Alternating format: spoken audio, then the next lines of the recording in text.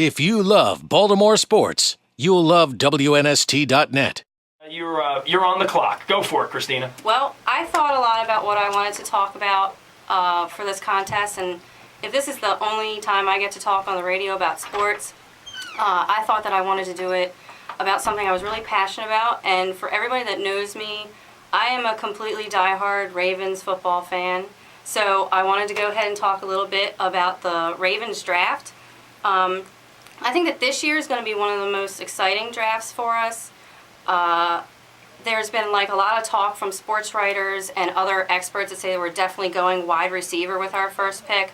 And even the Ravens on their website, had these in-depth articles about the class of wide receivers that they were looking at and their workouts and their visits. But I don't really think that it's going to be, necessarily a guarantee that they're going to go, first round with a wide receiver. I just think they're in a really good position to be able to take whoever the best player is off the board, no matter if it's a receiver or whoever.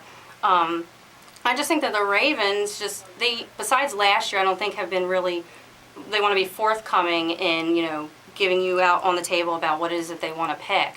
So, I think we could all sit here and agree that deep threat wide receiver is our most obvious need to give us another dimension to our offense for this season.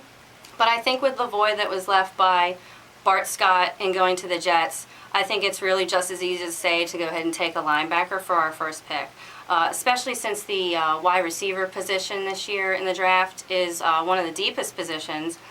And with having Tavares Gooden or Jameel McLean or even Prescott Burgess as projected starters, I don't know that they're necessarily long-term solutions for us. I've seen some solid performances from these guys, but I don't think I've seen enough from them that I could say that they're definitely 16-game starters for us. And with the schedule that just came out, we're playing some really great running teams this year. Of course, Pittsburgh, Chicago, San Diego, and Minnesota on the road. You definitely can't be thin at that position, and we really need to make sure that we have enough strength and depth there in order for us to get by with wins with those teams. I think it's pretty much guaranteed that, of course, Curry, Cushing, and Matthews will not be available for us for our first pick.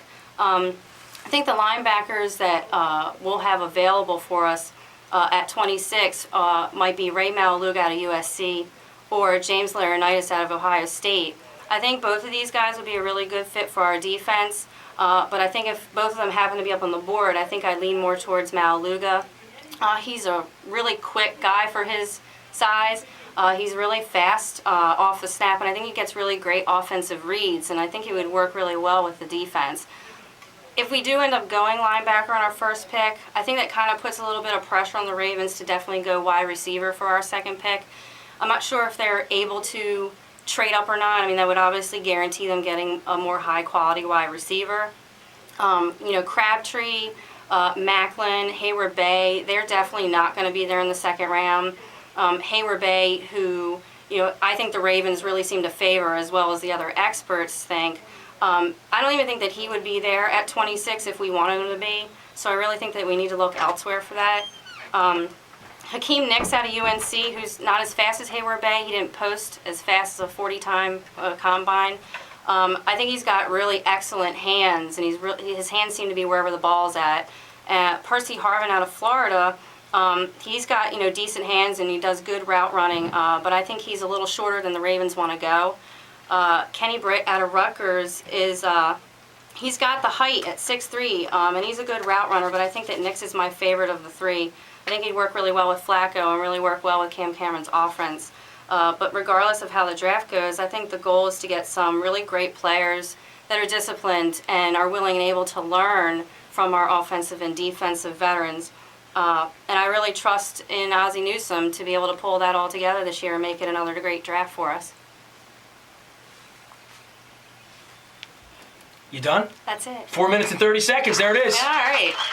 Not bad. In under the buzzer, no doubt about it. Not well, bad. Christina, it was very nice to meet you. Good luck in this competition. Great, thank you. I would say that we are putting this all together. Yeah. I'm just going to give everybody the rules because a lot of folks haven't heard the long and the short of how this whole voting will work. Top 3 vote getters, aggregate of points, total points, blog rating number, and the aggregate total score up on the website. All the rules are up there now. But you can vote on Christina's blogs. You can rate the videos. It's all up on WNS TV. Your video will be up by tomorrow. So tell your family we said hi. Thank you. You been to any Royal games last week or no? No, my husband and my son have gone. If you love Baltimore sports, you'll love WNST.net.